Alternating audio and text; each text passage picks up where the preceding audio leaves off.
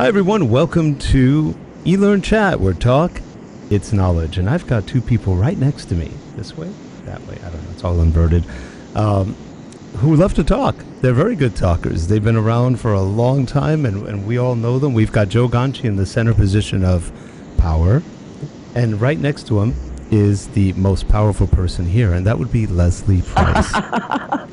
Yes, I affectionately call her the Emma Peel of eLearning. If anybody remembers the Avengers from way back in the 60s, she is Emma Peel. Actually, they're both the same height, 5'9", and they both have cat suits, but we won't talk about that. No, he keeps wanting to appear in this show in a cat suit. That would be fun. Someday, one day, I might do it, just to shock him.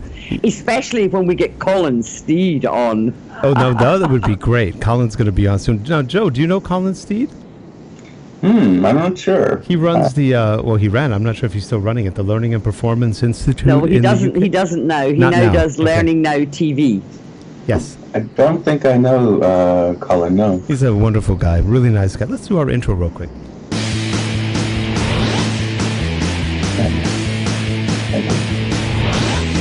Thank you.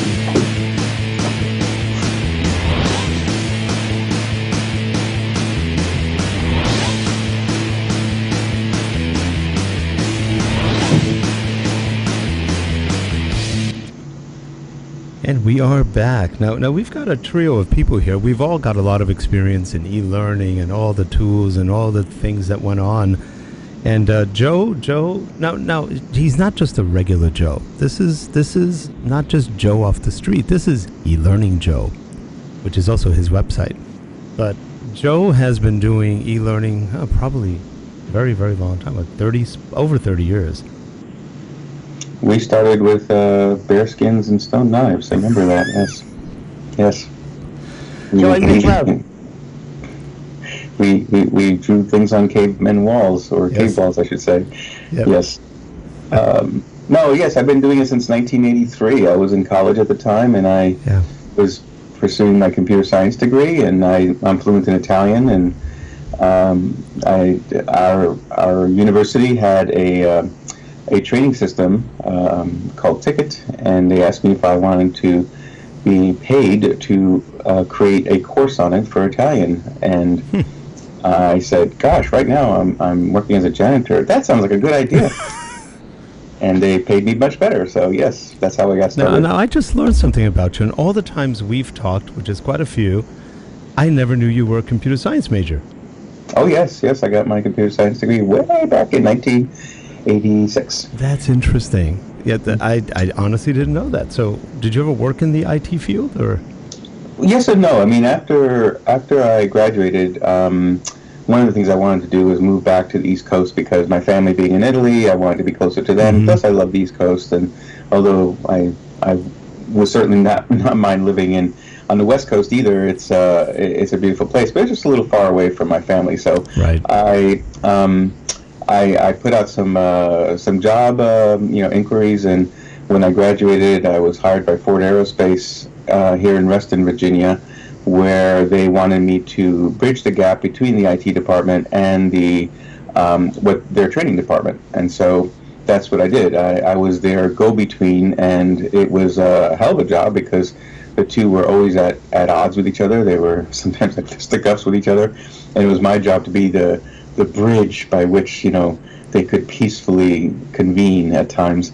So yes, I started there, and because of my computer science background and because I do love programming, I have had a hand in IT quite often, but mostly from the training side, meaning I'm the guy who helps set up things on their servers and such, but not to take the place of their IT departments, of course. Well, it's interesting because it's interesting. It's very interesting you say that, Joe, because I operated my first computer in 1974 and started doing sort of remember the old video discs back in the laser discs back in the late 1980s, and then when the internet was born in the 1990s, I became I still call myself a translator, because I would translate between the IT department, the learning people,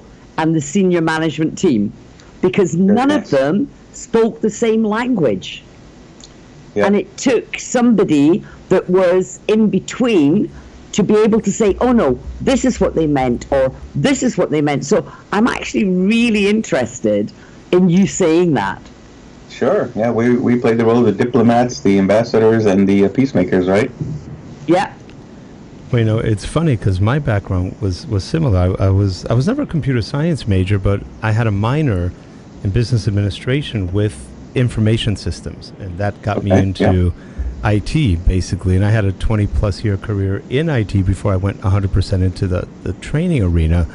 And it's just interesting because we were all translators. I got hired into jobs because I could communicate, I smiled, and I was friendly.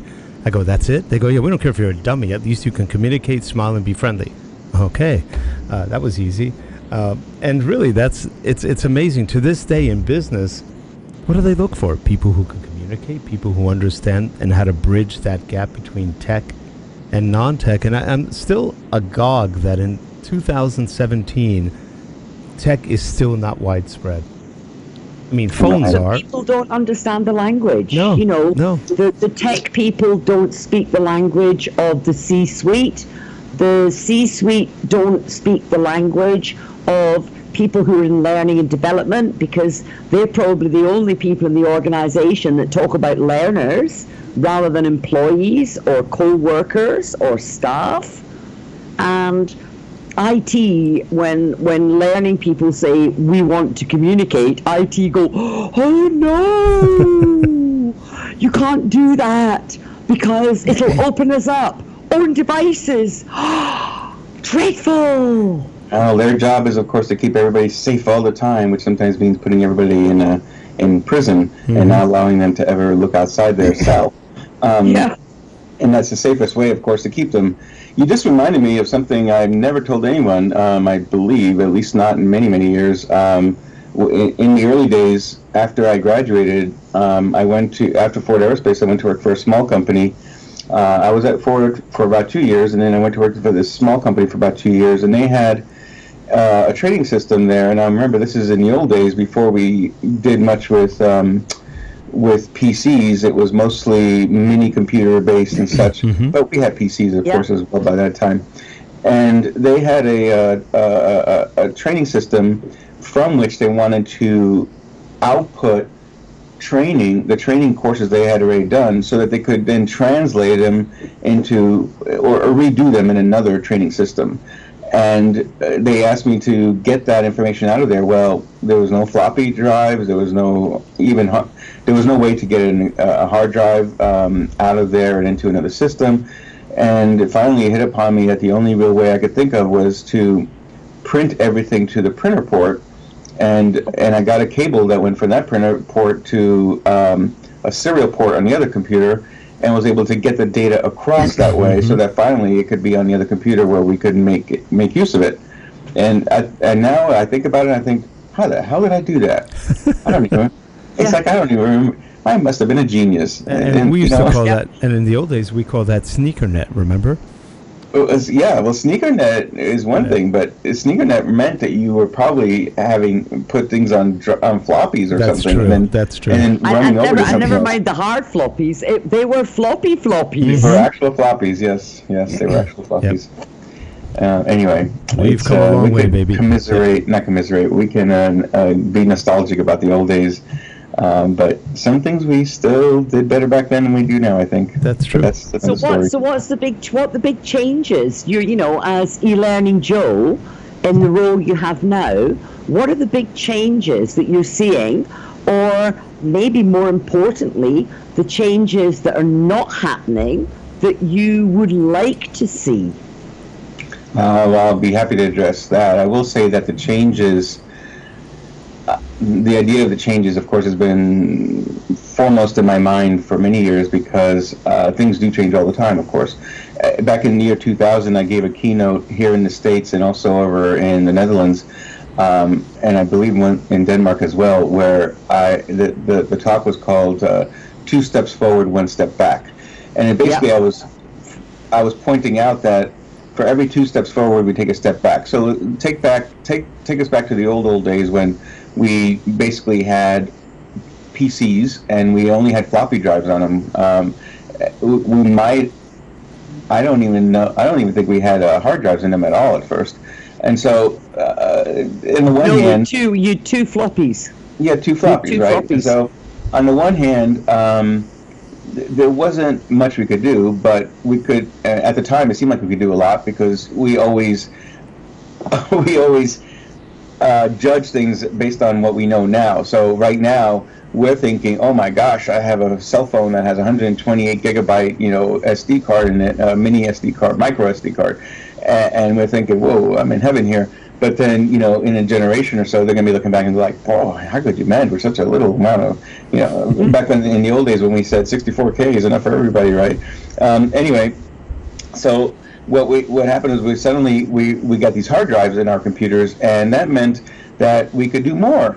But a step back, because now, how did we get that course from one computer to another if it was on a hard drive?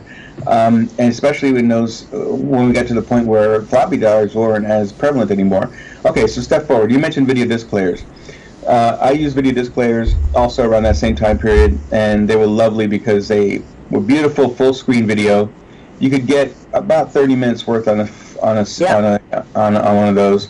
They were both I forget the terms now, but the LDPs and the LCVs or something like that, where one was a straight out video in a big, basically just a big laser discs, 12-inch laser discs, yep, interactive video they called them. Right, and we used those a lot at one of the companies I was at, and then excuse me, then digital video suddenly became available, especially in the early days. We had Apple, what do you call it? The Apple QuickTime. So Apple QuickTime. But now we were suddenly looking at postage stamp size video on the screen, because we certainly couldn't have full screen video at the time. It would be years before we could actually get back to having full screen.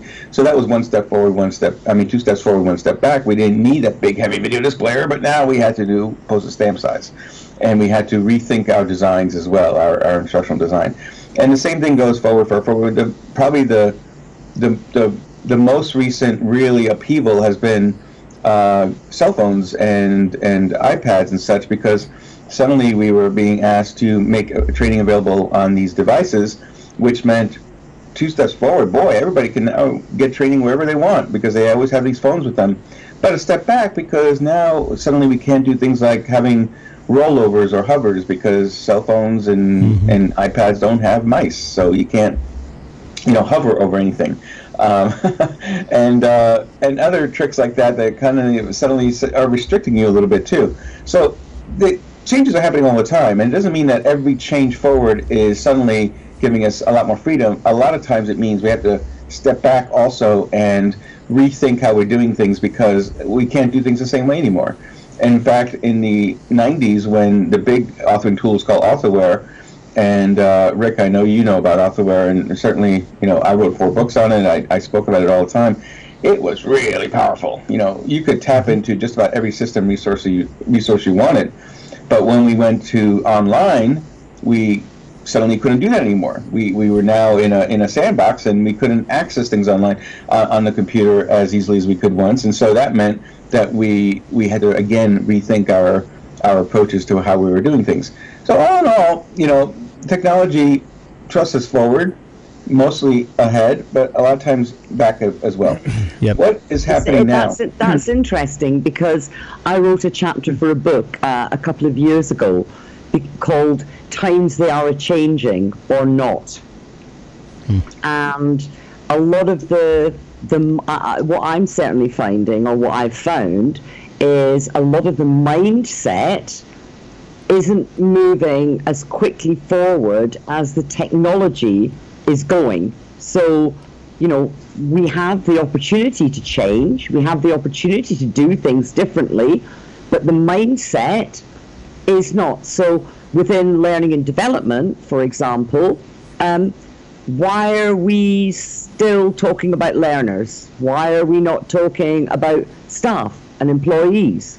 Why are we not looking at business objectives, business performance? That's no different to it was 20 years ago. Oh, 30. It's It's true. 30, And in yeah. fact, excuse me, I'm sorry. One of the things I've said before in these chats is that in many ways things have gone downhill. And in that, and I don't want to sound like an old curmudgeon here, but I just want to set the stage by saying, look, back in the 90s and 80s, we had teams of people that were working on learning materials, and they were instructional designers, and they were developers, they were artists, etc. What happened is we put out some pretty good learning back then, and I'll use the word learning just for the sake of simplicity right now. We were putting out good learning back then that seemed to work a lot better than having nothing at all. But what happened then was that the money makers decided to start coming in here. The vendors of the tools in the late 90s started putting out tools that they were saying, oh, you don't really need instructional designers, or sorry, you don't really need developers anymore. Instructional designers can now do it all because our tool is easy enough for any instructional designer to use it. But ease of use meant less power, fewer features, not the ability to do kinds of things we were doing before. So e-learning started to take a nosedive in terms of the instructional design side of it. Even though there were instructional designers in place doing the work, they didn't have the technical or the development side to be able to do it, to do everything they would have been able to do before. And then around 2007, we started getting all of these ads coming out from vendors saying, you don't need an instructional designer anymore. In fact, almost all the new ads nowadays are, your subject matter expert can do it all. They can just simply put in the information they want, and out comes beautiful learning. Ouch. No. It doesn't work. It's a skill set. It's a skill set. Sorry. It's a skill set. And I review tools all the time. It's one of the things I do. On Learning Solutions Magazine, which is part of the eLearning Guild, I review tools every month for them. And I get tool vendors who know I've been doing this for about 6 years, so they send me their invitations to review their tools. And I'm in shock at how many tools now are being sold, new tools, that have very little possibility of creating any really, really good interactions in them. In fact, I saw one last month that was nothing more than show a picture, show a video, show some text, go on to the next slide, show a picture, show a video. So it's like, okay, well, where are they interactive? The what now? The way to have the learner engaged, to have the learner solve a problem, to have the learner, well, we find that our customers really aren't looking for that. Really? No, you're not talking to the right people, but so be it, because you're going to make $1 billion anyway, because your marketing is going to make it sound like you have the best thing going.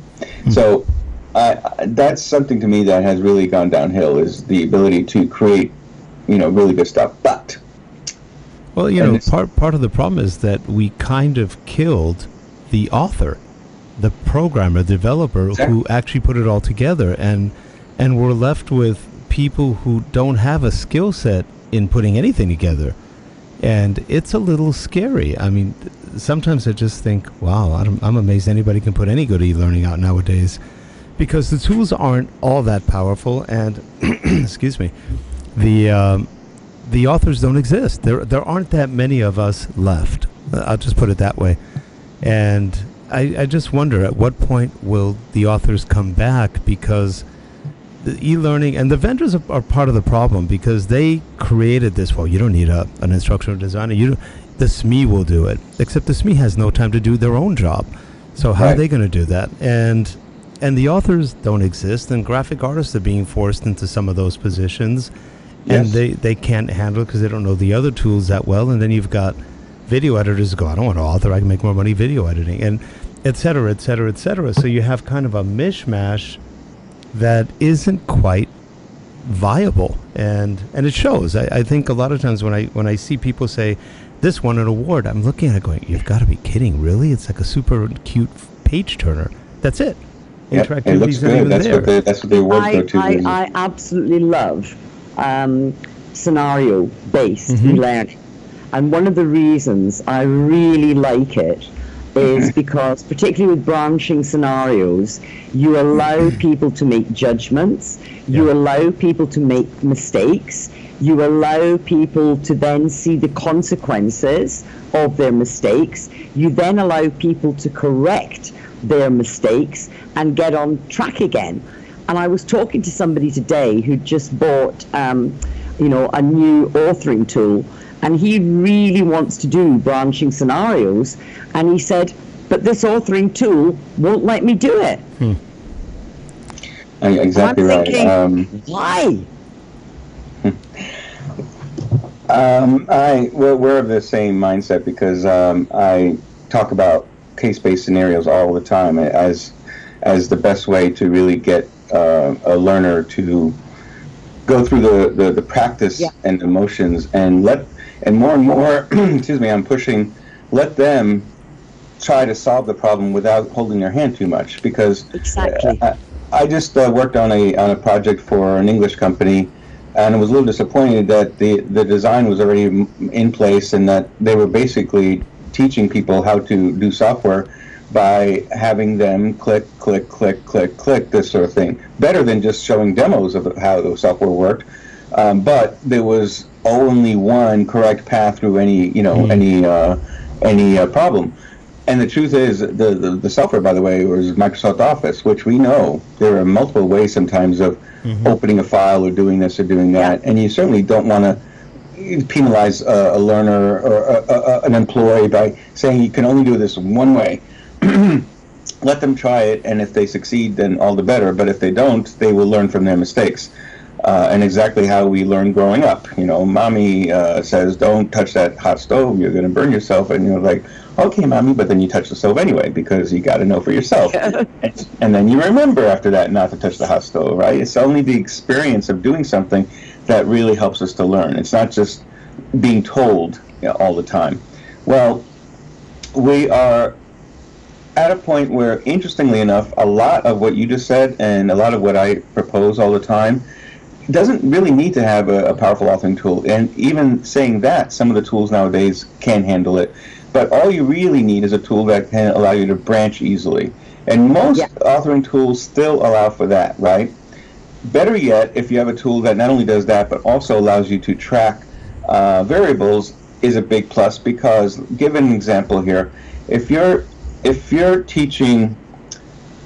needing to have surgeons learn a new procedure, and you want to make sure that they got the basics down, so you want to put together an interactive learning experience for them online. Well, you could just put together a bunch of slides that teach them how to, teach them the whys and wherefores, but that's not going to work. You could put together a really beautiful PowerPoint. That's not going to work either. You really have to make them do something. And so you set up a scenario, and you say, okay, so go ahead and take the first step. Now, the first step could be one of 3 or 4 different things. It doesn't, and any one of those should be legitimate. But once they've started with that step, they have to be able to keep going in a direction that will successfully, work for the patient. Well, and if they make a mistake along the way, they may realize it pretty quickly and fix that mistake. No harm done in most cases. They clamped the wrong artery. Oops, I just realized that's the wrong artery. Let me put it on this artery instead. And then in a branching scenario, it would allow them to then say, oops, did the wrong thing, and then do the right thing. And then the branching scenario would say, well done. If you had gone ahead and done this, this would have been the consequences. Isn't it good? You took the different option, gamification point, or whatever you want to call it. Yeah. I just taught a big session on gamification this summer, and it was with that intention in mind to say, look, you don't have to force, and by the way, you don't also have to give them immediate feedback. You can, in many cases, and it makes sense, but other times it makes sense to let them go through the procedure, and at the end give them an analysis and say, here's where you went wrong, and here's where you fixed it, and here's, give them a full, which we don't really get in real life unless someone is standing next to us and taking notes while we're doing things, and then giving us a debriefing afterwards. Well, that's the best kind of learning as well online, is let them try it out, and if they mess up, and they fix it in time, kudos, they get the points. Yeah. But if they mess up and don't realize it, and eventually get to the point where it's a point of no return, the patient will die, period, no matter what you do now, then that has to be acknowledged as well. And boy, I bet you anything that if they see that, they're not going to repeat that mistake, right? Because they now have learned the wrong way to do it, and that's not the way it should be done. It's almost like when we used to play the board game Monopoly. Do not pass. Go to jail. Do not pass go. Do not collect £200 or $200. But it doesn't stop you playing the game. You still carry on playing the game, and you think, but I won't do that again. It's just as an aside, there's a new Amazon Prime series called Comrade Detective, which is supposedly based in Romania in the 80s or 90s, and pretending it was filmed back then. It was all about how terrible capitalism is and how wonderful communism is, and it's hilarious. It's actually made now, but it's set back then, and they mention Monopoly as they're shocked by Monopoly because it's the ultimate capitalist thing. If you lose your money, you're in jail, you're out, you die in essence. But the whole point of it is to gain property and to get rich, and that's the only thing that matters in America. And I just found it so funny. But I think it's actually, I still like, and my kids and I still play Monopoly at Christmas time. It's fun. It's one of the Christmas games. Yes.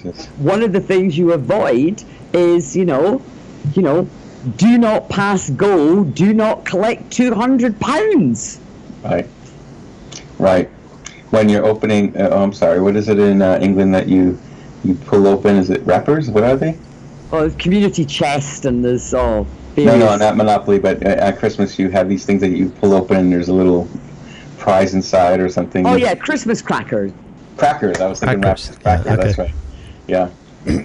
We have crackers here too, but that's a totally different thing. Now I do have to warn you, Joe. Yes. Leslie's Scottish. Okay. Well, so you don't do that in Scotland. No, never confuse that. Oh no, well we do.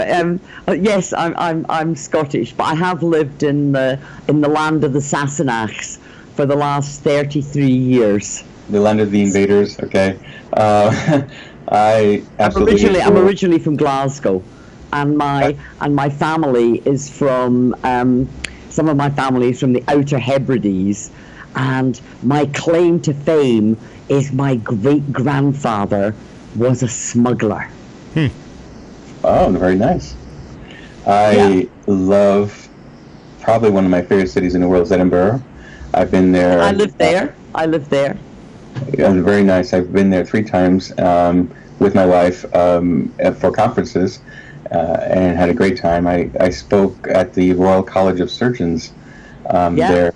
Yeah, if you're familiar with that, that's a very interesting. And have you claimed the Scott Monument?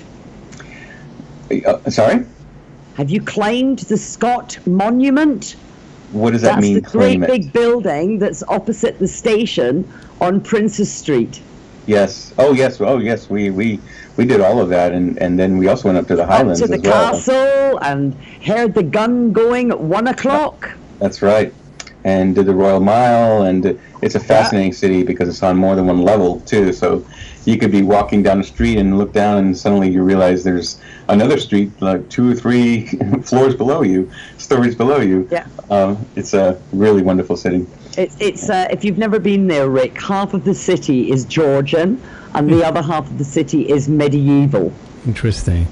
No, I've never been to Scotland, and I haven't been to England in a long time, 35 years. 40 years, I don't know. Yep, one side of Princes is basically everything is old, and the other side is the stores and the modern things and all of that. Yeah. And I realized I was there for several days before. I was in an area where there were very few trees and didn't realize it because I was so fascinated by the architecture. It was taking my breath away. So it was something like, hey, wait a minute, there are no trees in this area. So anyway. Sorry, eLearning, yes, we're talking about eLearning.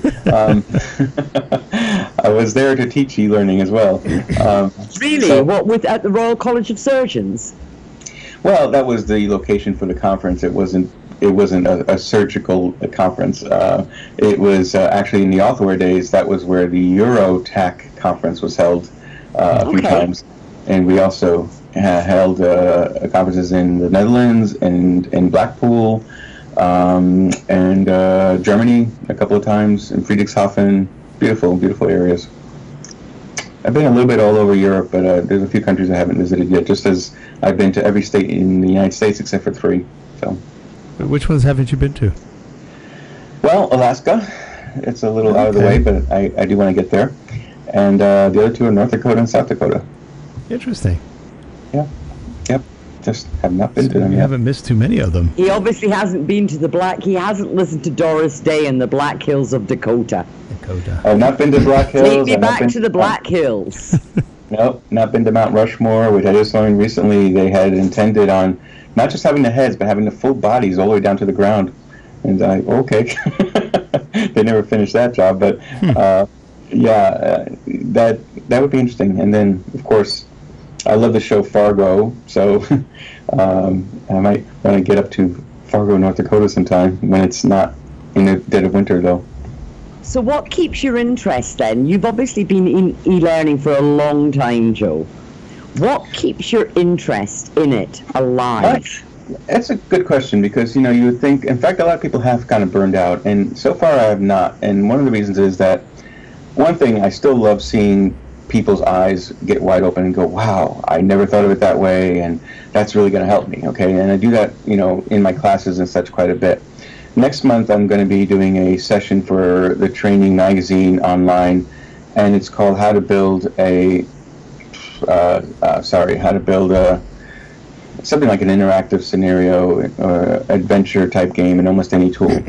And it goes back to what I was saying earlier. Really, almost any tool that allows for branching can use this approach, and goes to what I was saying earlier. Now, here's an example. When I teach a class on Storyline or Captivate, Lectora, whatever it might be, one of the first things I sort of started naturally doing without thinking about it at first, and then I sort of formalized it, is I realized that a lot of the people coming to my classes to learn a tool, let's say Captivate, they came to learn Captivate, they came to my class without having any clue whatsoever what e-learning is. They just was sent there by their bosses and saying, you got to go learn this tool. A lot of times it's because a subject matter expert has been tapped on the shoulder and said, hey, we need you to teach a class here on your expertise, on your, what you know. And so they will set up a classroom, and the person there becomes the trainer for others, and they do a great job. They're in front of the classroom there, and what are they using? They're using the Blackboard maybe, but they're probably using PowerPoint. And so once that's done, then they say, oh, you know what, you're doing a great job, we're going to put you online now. And that either means that they're going to go do a live session with, say, PowerPoint, or they're going to do something that's self-paced. The more enlightened ones might start thinking about the self-paced option, but they are used to using nothing but PowerPoint, and so when they get sent to a class like mine to learn a better tool for creating learning, they are still not at the point where they really even understand what self-paced e-learning is all about. And so I started asking questions. What are some of the things you need to know before you pick up that mouse and start creating anything? What are some of the questions you must ask? And sometimes people get stuck on that for quite a while, and then they'll start thinking, oh, well, you probably want to know who the audience is. Good. Yes, you do need to know who the learners are going to be, the audience is going to be, who are the employees, the workers, whoever it might be. And what do you need to know about them? And then they'll start coming up with ideas, right? And I have now formalized it in my manuals. I have about 14 different things you need to know about the learner, about the employee, about the person taking the learning at the end. And so, having said that, people's eyes start to get really wide, and you're like, I never thought of that. That could really change what I'm doing now because of this. And so, rather than just taking a great deal of content and throwing it on the screen, they're now starting to think of ways to make it much better for this particular kind of learner. sometimes they'll talk about age groups. Okay. Sometimes they'll talk about languages.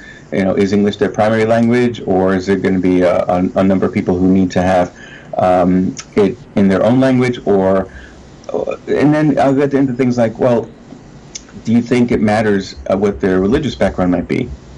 Why would that matter? Well, as an example, I did a project in Denmark where it was for Sun Chemical, and they wanted to express the thought of SOPs, standard operating procedures. And they were designing it, and I was developing it at the time. And their design included things like the Ten Commandments and Moses, and God talking to Moses as an example, sort of tongue-in-cheek, about how the Ten Commandments were sort of a standard operating procedure for them back then, right? Yeah. And I thought that was rather interesting, and I also thought that would never fly in the United States, because there are many who, are not religious in that way, or are a different religion altogether, and so on. We try to avoid, religious symbology in e-learning that's meant for the employees of a corporation, unless, of course, it's a religious-based organization. And you go like, oh, that's really interesting, because I never would have thought of using that, but in some cases it might make sense just because. Okay, so having said that, we go through the audience, we go through the content, we go through the technology that has to be supported, and so on. And in the end, we delve into the whole problem-solving aspect. And this is where they really start to think, because I say to them about the scenario-based learning, I say, this is how it should be done. And then I get objections. I get people saying, well, there's no way you could do that with what I need to have people learn. Well, what is it? Well, we have to make them learn this new software system that we have in place now. Interesting. So what does that software system do? And then they explain what it does, and it might be something like it tracks when cars are pulled into, say, Jiffy Lube or whatever. They track all the services being done to them. They track everything else, and so on. And in the end, that's what it's for. And I say, okay, good. Well, what if they don't know how to use the software? What if the software doesn't work right? What happens then? Well, then the end result might not be good. We actually might overcharge them by mistake or whatever, and so the customers might get upset. Yeah, that's true. You might actually lose the customers. They may not come back if that's the case. Well, that's true. So, in other words, it's not just a question of what I need to learn. Why do I need to learn it? And the why is so important, because it really helps to put the person in the right place. Why am I needing to learn the surgical procedure is a pretty obvious one, because I'm going to help more patients live than otherwise. But when I'm learning about software, I also need to know why. Because truthfully, and I say this in my classes, there's no piece of software that exists that doesn't serve a purpose. Nobody's using software right now that isn't serving a purpose. It might be a game that serves the purpose of, avoiding boredom. You're entertaining. So it's not. There's nothing that truly is a waste of time to use, because in some way it's helping you. You're using Word because it's better than using Notepad. You can do a lot more with it. You can express yourself much better in Word.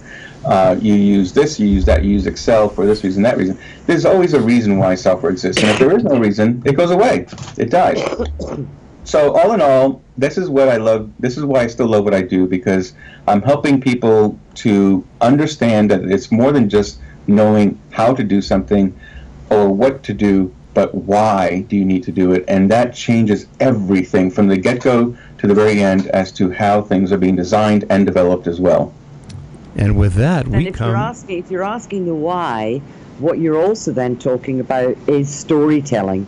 Mm-hmm. And I Absolutely. think, to me, and Rick and I, so often with the people, the guests we have on this show, invariably we come back to storytelling, don't we, Rick? How we do, important pretty often. Storytelling, characters, people that you start to empathize with, that you start to want to help, because they become real people to you. Like any good story, you need to feel something for the characters in that story.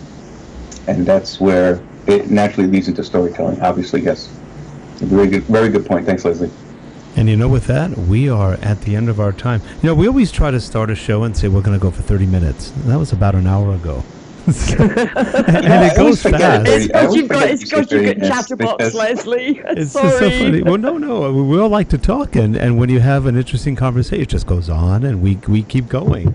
I just looked. I went, oh, we're like way past, and I know Joe's got something to do. I always forget that we're supposed to do 30. I always think it's 60. So no, we do 60. No, we leave it at 60, but we always try to do 30. We never work. Okay. I think we average about 45 with luck. So, Yeah. but that makes it fun. You do realize, Joe, that Rick kind of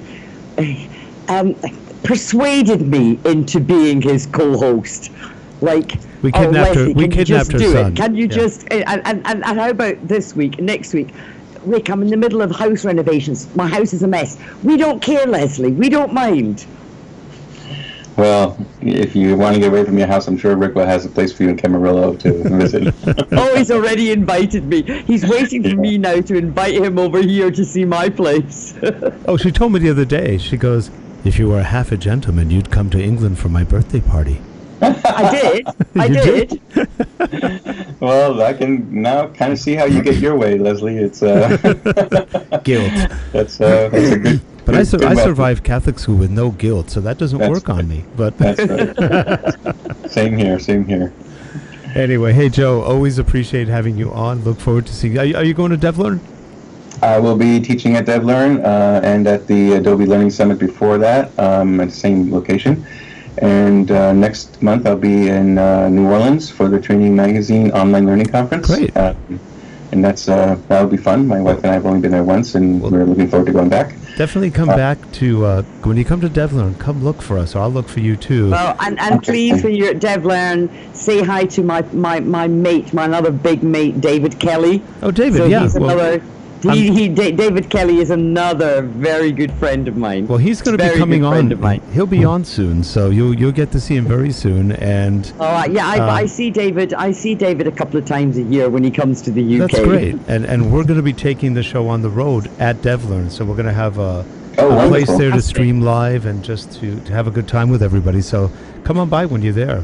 Listen, speaking of David, and I've known David for a long time, if you haven't received an email from him, I'm looking at it now, about 9 days ago, he sent out an email asking for people to share digital learning stories.